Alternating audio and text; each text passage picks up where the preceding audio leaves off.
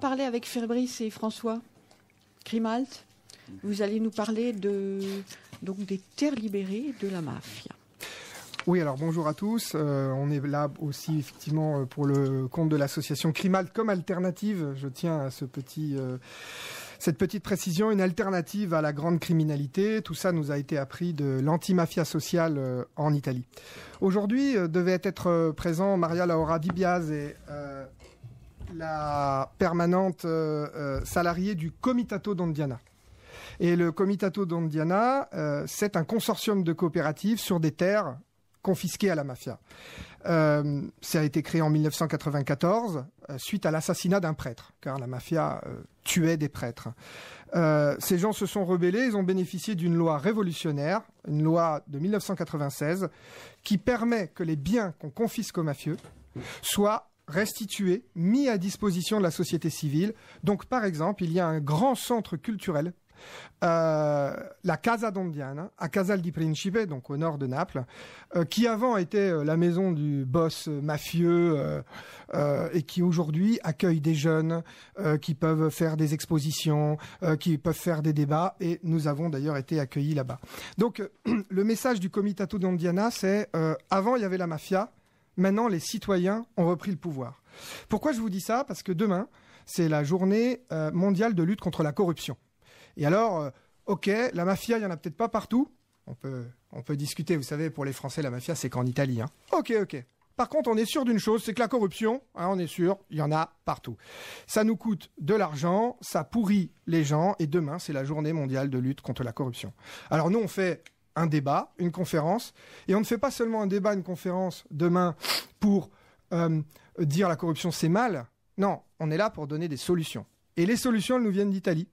Elles nous viennent que, en France, on espère, on est en train de travailler sur la loi, un jour, l'appartement de l'homme politique corrompu, par exemple M. Balkany, par exemple, qui finit avec un Y, c'est pas un Italien, je tiens à le préciser, sa maison devienne un centre pour enfants autistes, par exemple, ou le siège de l'association Anticorps de lutte contre la corruption. Vous voyez, là vraiment, on changerait les choses, y compris en France. C'est ce qu'on verra, par exemple, dans notre conférence demain. Je rappellerai où c'est.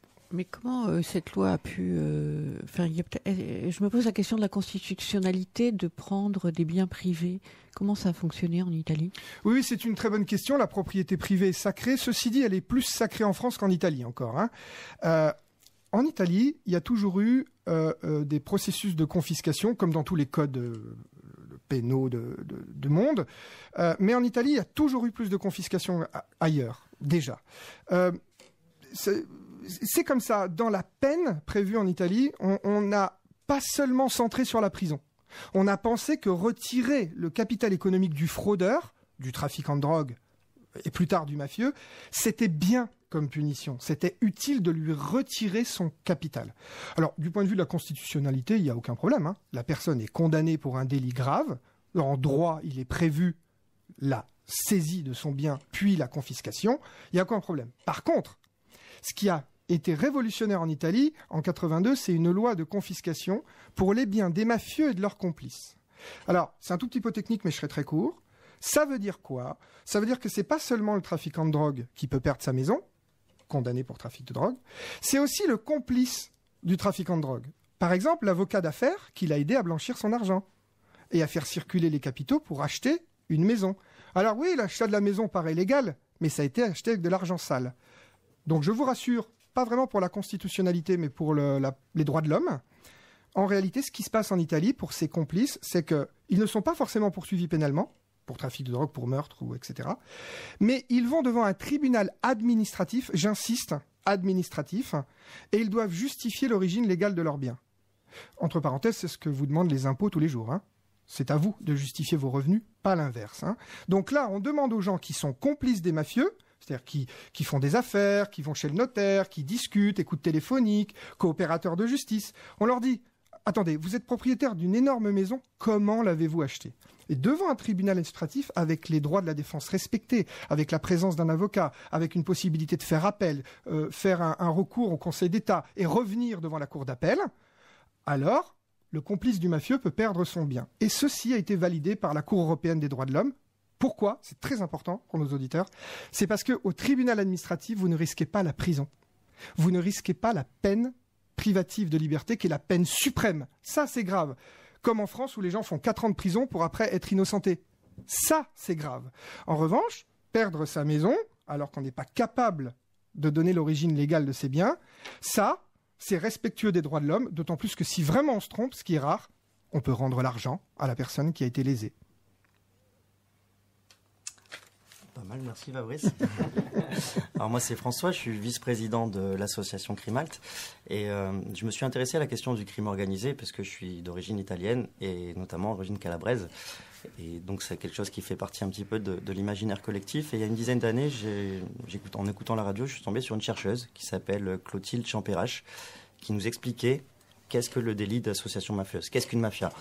Et elle faisait une petite comparaison entre différents pays, les pays asiatiques, les triades chinoises, etc.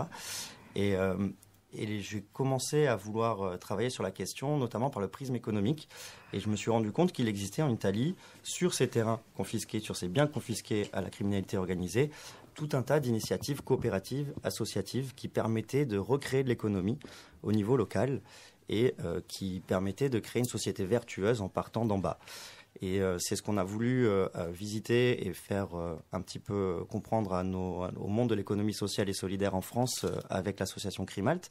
Donc l'objet de Crimalt, c'est bien de faire de la sensibilisation sur le crime organisé, expliquer, comme disait Fabrice, que le crime organisé, la mafia n'existe pas uniquement en Italie, mais ça peut porter d'autres noms et c'est présent partout dans le monde.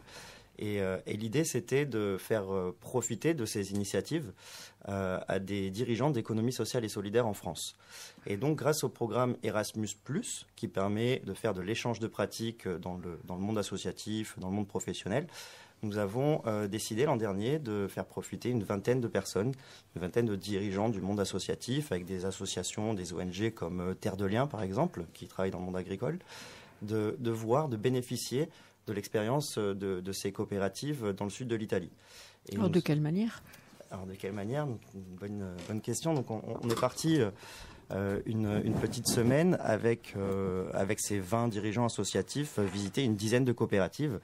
Et on a, par exemple, rencontré une coopérative agricole qui travaille sur un terrain qui appartenait à un chef mafieux local notoire, qui aujourd'hui fait de la mozzarella bio. Voilà. Et, pas le chef mafieux, hein. Non, fait de la mozzarella, la coopérative. Tout à fait. Comment ça se passe? L'État met à disposition le terrain gratuitement sur un bail amphithéotique d'une vingtaine d'années et va recruter des personnes pour pouvoir monter un projet coopératif et recréer de l'économie au niveau local, une économie vertueuse. Donc cette coopérative agricole existe depuis plusieurs années maintenant. Et elles vendent la mozzarella dans les supermarchés de la Lega Coop, par exemple. Donc vous pouvez, dans la banlieue de Naples, aller au supermarché et trouver de la mozzarella bio, faite sur les terrains, confisquée au crime organisé. Oui, parce que la question principale, c'est pas tant la production sur ces terres, parce que ça, finalement, si des personnes de bonne volonté décident de produire sur les terres, elles y arriveront, mais c'est comment elles vont distribuer et diffuser leurs produits. Parce qu'après, on rentre dans des circuits de distribution et de diffusion qui sont quand même aux mains de personnes qui détiennent beaucoup de pouvoir et beaucoup d'argent. Et on n'a qu'à voir en France la difficulté des producteurs par rapport aux distributeurs. Hein. Je pense que quand on renforce en plus la question de produits qui viennent sur des terres confisquées, on en rajoute une couche de difficulté pour les distributeurs. Et c'est là qu'intervient la solidarité du monde coopératif et du monde de l'économie sociale et solidaire en Italie, qui permet à ces produits d'être diffusés plus facilement. Et vous avez donc des réseaux de supermarchés coopératifs qui existent dans toute l'Italie, qui distribuent ces biens, notamment les biens de la marque Liberaterra, qui est un consortium de coopératives agricoles qui décide de transformer les produits agricoles. Donc vous avez une dizaine de coopératives en Sicile, en Calabre par exemple, qui produisent du blé ou des fruits et des légumes et qui décident d'en faire une véritable marque agroalimentaire sous le sigle Liberaterra et qui des produits qui sont vendus dans l'ensemble des supermarchés en Italie et notamment dans le nord de l'Italie, à Milan, Turin, où le pouvoir d'achat est bien plus important.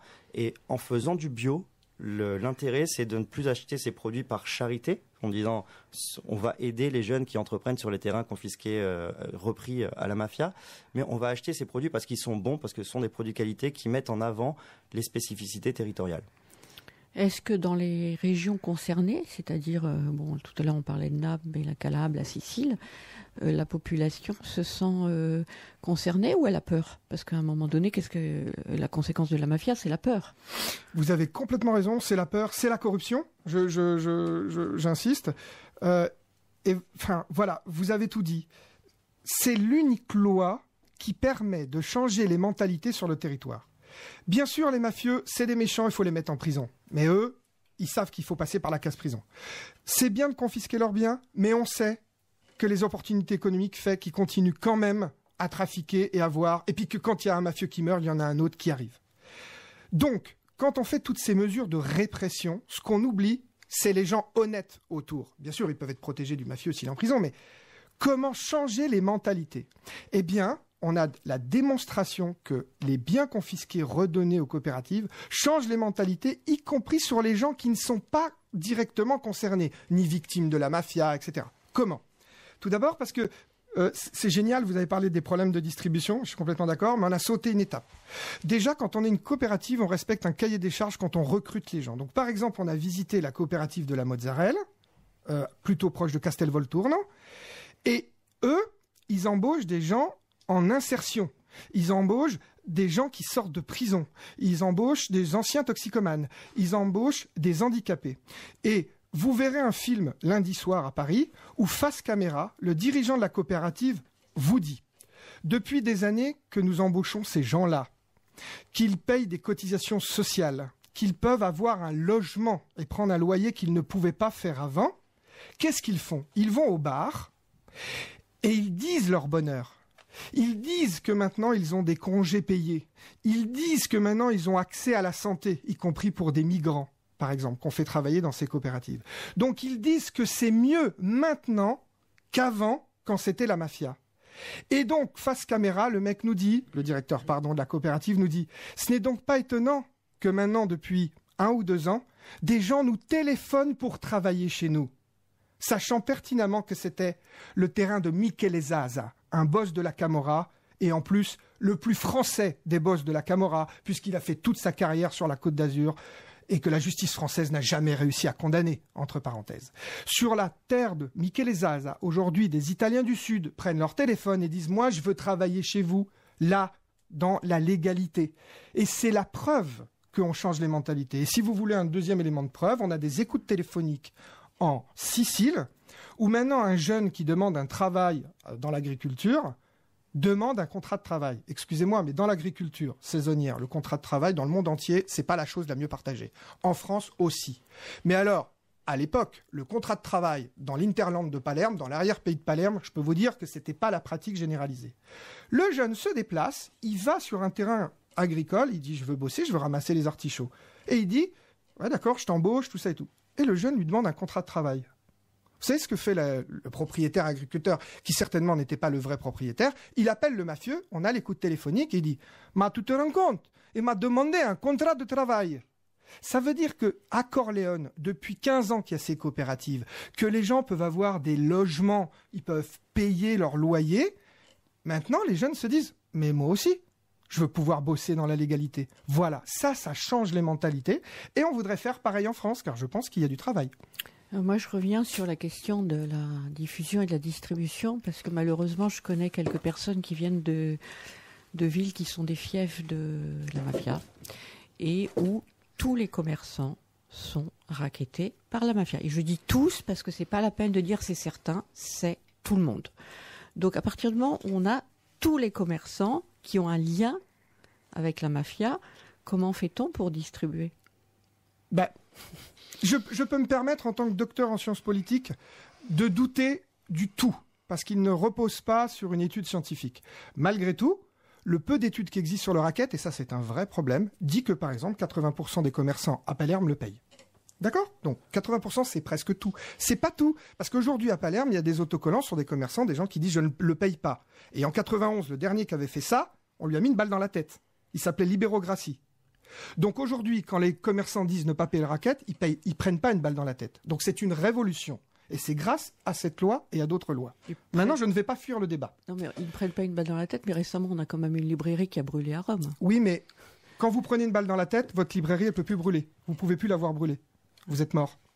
Donc moi, je considère que la vie des gens, c'est sacré, et que quand on fait baisser les homicides à 5 homicides par an au lieu de 300, en Sicile, on a gagné une bataille. Pas la guerre, on a gagné une bataille. Sur la distribution, vous avez complètement raison, et c'est François qui s'y connaît mieux que moi sur l'économie sociale et solidaire. Ils ont trouvé leur propre réseau d'approvisionnement, et je ne crois pas, mis à part au temps de Berlusconi à Catane, que la Lega Coop paye le racket à la mafia. Ça n'a jamais été démontré, je n'ai jamais d'écoute téléphonique dans ce sens, etc. Donc vous avez un producteur qui produit un produit, il le vend au juste prix, ce qui est déjà pas mal, d'accord, et elle est distribuée dans un supermarché qui s'appelle la Lega Coop. Est-ce que la Lega Coop arrive à s'implanter dans les fiefs mafieux ? Oui, la Lega Coop, c'est un réseau de supermarchés coopératifs italiens qui existe dans toute la péninsule, qui existe partout, même en Sicile, vous avez des supermarchés, des hypermarchés. Donc aujourd'hui, l'ensemble de la production agroalimentaire de ces réseaux de coopératives, Liberaterra et quelques autres coopératives agricoles qui ne dépendent pas de cette marque agroalimentaire, réussissent à écouler l'intégralité de leur production assez facilement, puisqu'ils sont soutenus par le monde de l'économie sociale qui en Italie est quand même assez puissant, assez fort, puisqu'il y a une histoire coopérative qui remonte à l'après-guerre et pas seulement. Maintenant, l'ensemble du monde de l'économie solidaire est touché par cette question de la distribution et de la diffusion des produits. Ce sont des produits éthiques qui forcément coûtent un petit peu plus cher. Et donc, il faut savoir à quel public on peut s'adresser et comment les distribuer, comment les vendre.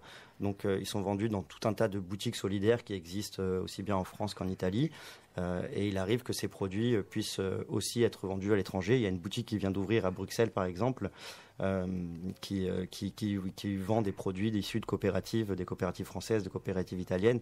Et là-dedans, vous avez d'autres produits qui viennent de coopératives sociales sur les biens confisqués à la mafia. Et vous n'avez pas simplement le domaine de l'agroalimentaire, vous avez également le domaine du textile. On a également visité dans notre séjour Erasmus une coopérative de femmes, gérée par des femmes d'origine africaine qui travaillaient dans le textile et qui essayaient d'écouler la production de sacs à main et d'autres choses au-delà du territoire local. Est-ce qu'en France, les personnes qui voudraient se procurer les produits pourraient les trouver ? Alors, les produits Liberaterra, on peut les trouver en ligne. On peut également les trouver dans certaines boutiques. Il y avait une boutique à Paris qui malheureusement a fermé il y a quelques années, mais peut-être que Fabrice a d'autres adresses. Il y a quelques réalités en province, je crois à Bordeaux, mais c'est encore difficile d'importer ces produits. On a une double difficulté, c'est qu'un des produits phares de Liberaterra, c'est le vin, et que la France est très protectionniste en vin, et qu'en gros, si vous n'avez pas un magasin, vous ne pouvez pas faire de l'import de vin. Donc c'est compliqué, et sur le vin, c'est un produit d'appel assez important pour pouvoir vendre d'autres produits. De facto, si des gens veulent se procurer les produits Liberaterra aujourd'hui, vraiment, vous allez en ligne, liberaterra.org, il y a, pour les Français je dis ça, il y a de l'anglais, vous pouvez commander en anglais, ça arrive par la poste, les frais de port sont vraiment presque gratuits dès que vous achetez pour 100 ou 200 euros, je sais que ça paraît un peu cher comme ça, mais c'est possible, même la mozzarella peut être livrée, donc il y a vraiment quelque chose à faire.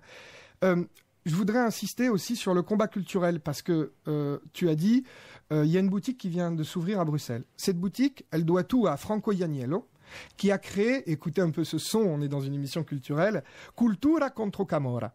La culture contre la Camorra. C'est-à-dire, dès le début, dans le titre, il n'a pas mis alternative, lui. Il a carrément mis la culture. Il sait que pour changer les mentalités sur son territoire, il vient de Casal dei Principi, et c'est grâce à lui qu'on a eu accès au Comitato d'Andiana, etc.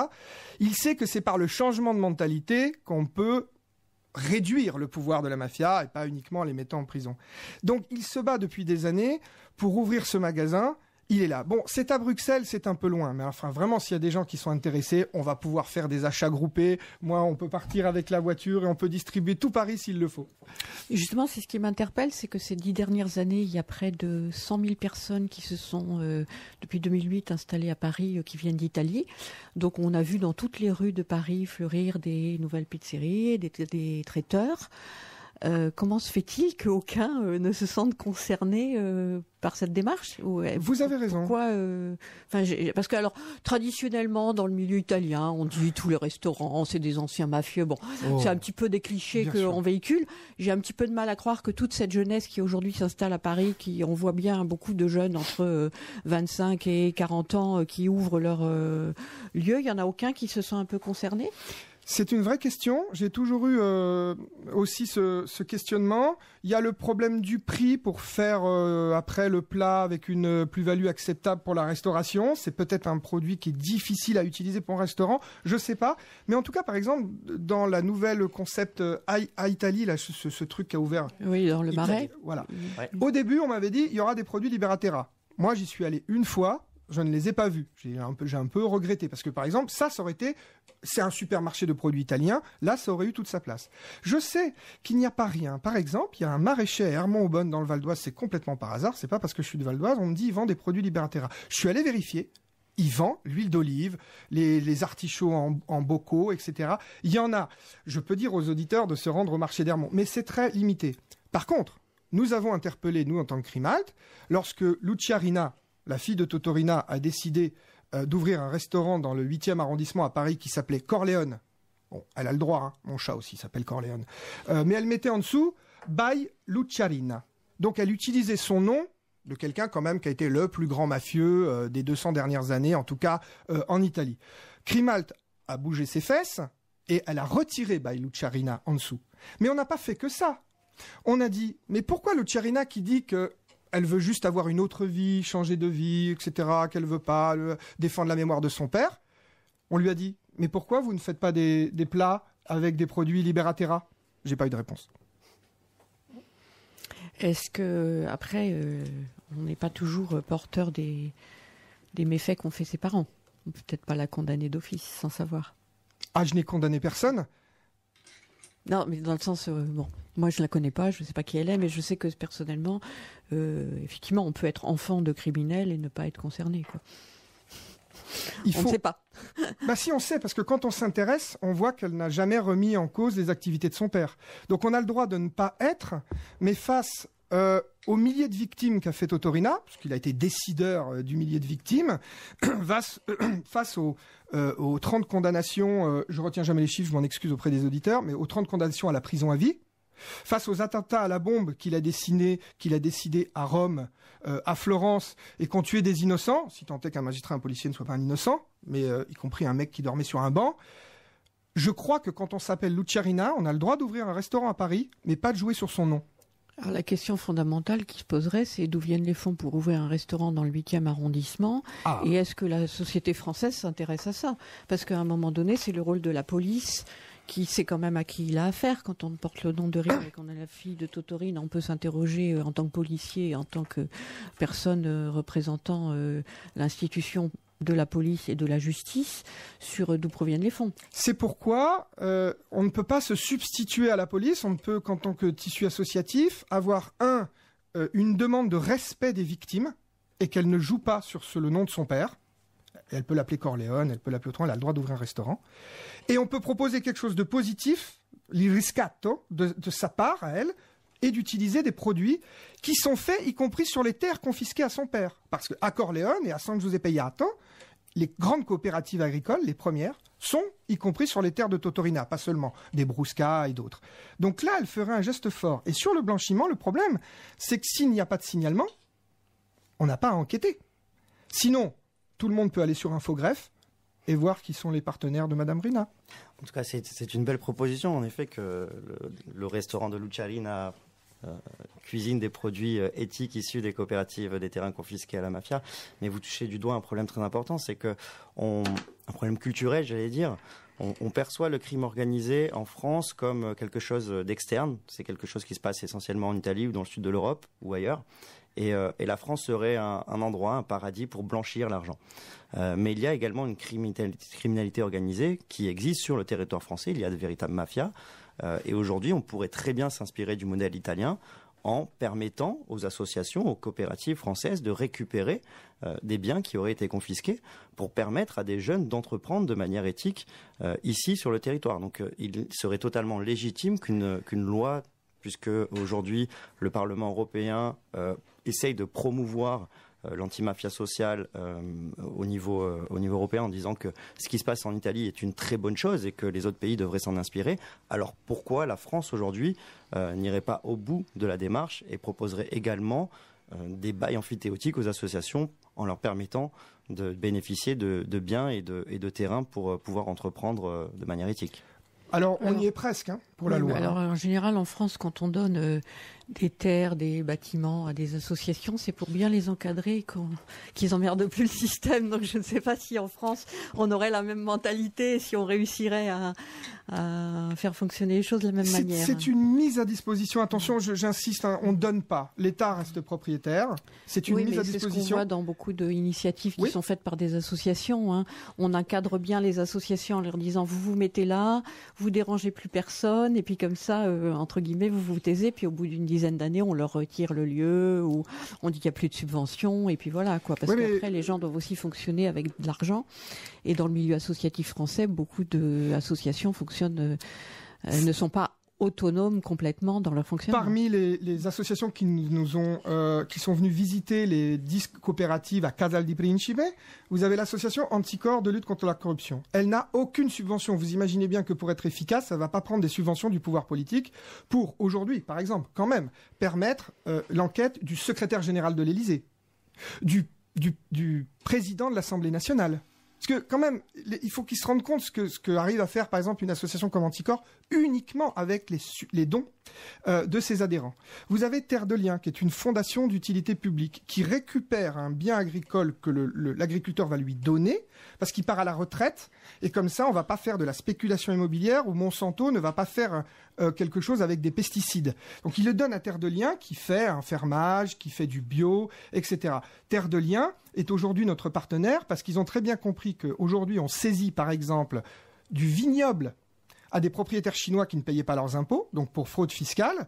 Vous imaginez bien que si on le revend à un nouveau Balkany ou un nouveau fraudeur, c'est pas bon. Donc Terre de Liens pourrait administrer cette terre. Il ne ferait que ce qu'il fait d'habitude. Donc la notion de contrôle par l'État existe, mais ça serait une valeur symbolique et de réparation sur le territoire qui a été meurtri par la corruption ou le crime organisé.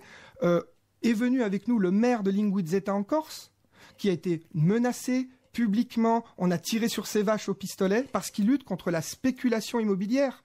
Vous imaginez la villa du voyou dans sa ville qui aujourd'hui aurait comme lieu l'association Ulevante qui lutte contre la spéculation immobilière. Ça aurait une valeur pour les gens visible. Ils verraient le changement sur le territoire. Et c'est ce qui se passe en Italie, que nous a expliqué le Comitato d'Andiana. Alors peut-être qu'on va faire une petite pause musicale, Bruno ? Oui, on va faire une petite pause. Vous êtes bien à l'écoute de Chronica. Fin de l'année. Alors, Fabrice, François, vous allez nous annoncer donc cette conférence. C'est une conférence qui a lieu demain ? Alors, c'est pas une chiante conférence, c'est un débat. Et écoutez ce petit bruit. Ça, c'est le bruit de la légalité, du good business, des terres libérées de la mafia. En l'occurrence, ce sont des taralignes qui sont faits dans les Pouilles. Et c'est bio en plus. Demain, venez à 18h à la Fondation du Progrès de l'Homme, 38 rue Saint-Sabin, dans le 11e, métro Bastille, Breguet-Sabin. 18h, c'est gratuit, entrée libre. Vous pouvez retrouver toutes les indications sur le site de crimalt.com.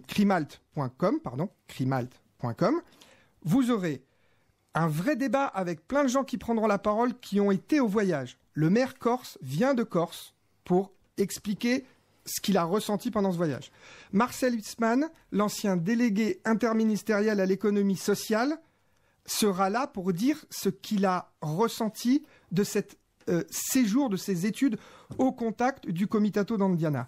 Franco Ianiello, de Bruxelles, Cultura contre Camorra, vient de Bruxelles et ramène 2 petits jeunes avec lui. Tous ces gens-là auront la parole dans un débat. On aura un petit film de 7 minutes sur tout ce qu'on a fait sur les terres visitées, dizaines de coopératives, pour que les gens comprennent bien. On aura une interaction et on aura du vin fait sur les terres confisquées à la mafia. On aura du vin Placido Rizzotto, syndicaliste, assassiné par la mafia. On aura des Taralini, on aura des choses faites en Calabre avec des artichauts, etc. Tout ça bio, parce que là-bas, ça a complètement changé la donne. Et c'est pas moi qui le dis, c'est les gens qui sont sur ce territoire qu'on est allé voir qui le disent. Certains seront là et ils seront aussi dans le film. Venez nombreux demain à 18h.